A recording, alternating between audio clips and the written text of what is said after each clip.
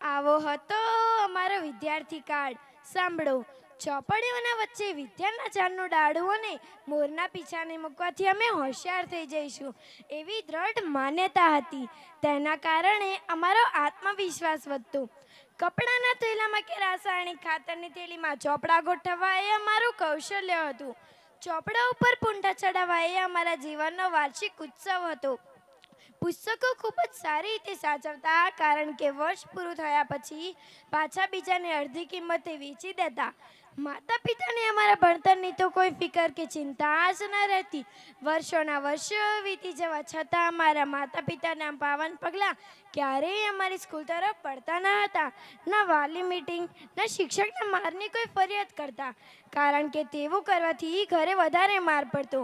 શિક્ષકની ભૂલ હોય જ નહીં તેવી વ્યાપક ધારણા હતી. અમારા દોસ્તો પણ મજાના હતા. શિક્ષકે પૂછેલા પ્રશ્નોના જવાબ ના આવડે તો બાજુવાળો હળેથી જવાબ ગણગણે અને અમારા કાન તે જવાબને સાંભળી શકે તેવું અમારી પાસે હુનર હતું. આવી તો મિત્ર અને દોસ્તીની ભાવના હતી. સાયકલ લઈને જતા ત્યારે એકને દંડા પર અને બીજાને કેરિયર પર બેસાડતા. આ રીતે અમે કેટલીય મંજિલો ખેડી હતી જે અમને આજે પણ યાદ છે.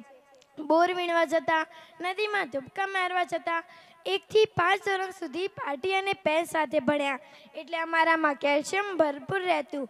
6ઠ્ઠા ધોરણથી શાહીવાળી પેન વાપરતા, જેથી ખિસ્સામાં બ્લુ ધાબુ, હોઠ બ્લુ અને આંગળીઓ પણ બ્લુ.